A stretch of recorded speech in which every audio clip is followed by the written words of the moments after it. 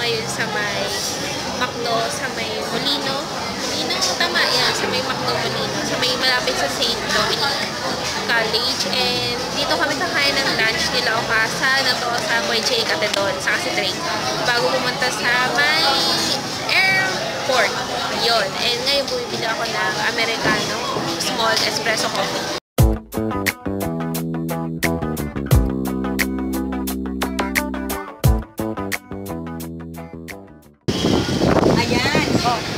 Otosan! O, babay na tayo. Oo. Babay po.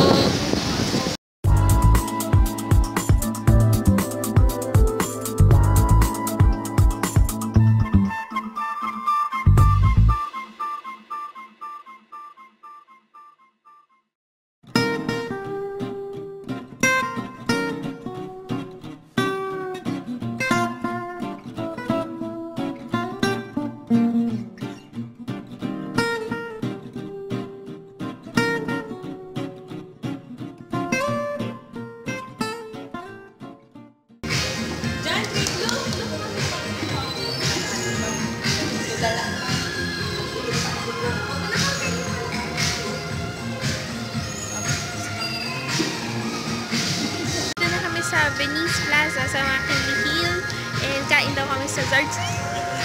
Kakain na ako doon sa wakas. Let's go. Tulak-tulak ko yung stroller ni Drake. Kayo, no more na.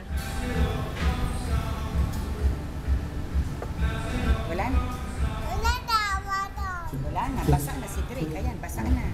Mamaya na kaya lamigin ko ng ano, nakatutok pa tayo sa aircon. Please ka na. Yan ako na yung order. Jawbreaker.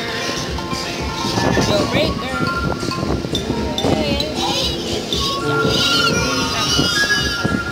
Thunder. Orba. Wait, hirap. Thunder. Orba nung una. May mac and cheese. May french fries and burger. Kain tayo.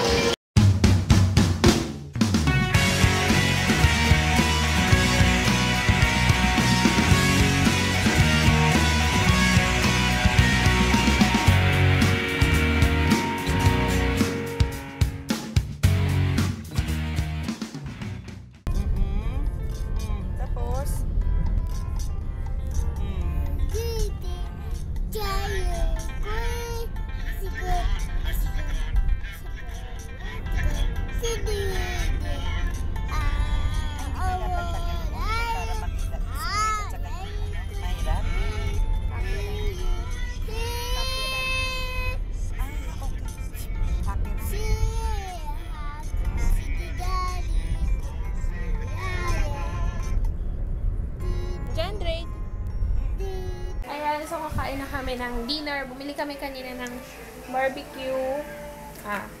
Yan. May laman, may dugo, may tenga, paa ng manok, isaw, yan. Tapos yung burger kanina sa Zarks. Yan, kain tayo. Kakaalis-alis lang. Ay, hindi. Kanina pa nakaalis sila, Kuya Jake. Anong oras po sila umalis? Mga 8 o'clock after dinner, umalis na sila. Nagpahinga lang konti, tapos umalis na sila. Tapos, nakakatuwa si Drake kasi, di ba hinatid namin si Otosa, tapos diretso kami ng McKinley. Tapos, dun sa Zarks, habang kumakain kami, hindi niya napapansin na wala na si Otosa. Wala na si Otosan kasi nasa airport na. Hindi niya napapansin. Tapos, nung pag-uwi dito, saka siya sabi niya, kasi Gigi ang tawag niya kasi sa Japan, ang lolo is Oji-chan. Tapos, ang baby talk is Gigi. So, sabi niya, pagpasok niya sa screen, sa pinto namin, sabi niya, Gigi? Gigi? Kala mo naghahanap talaga siya.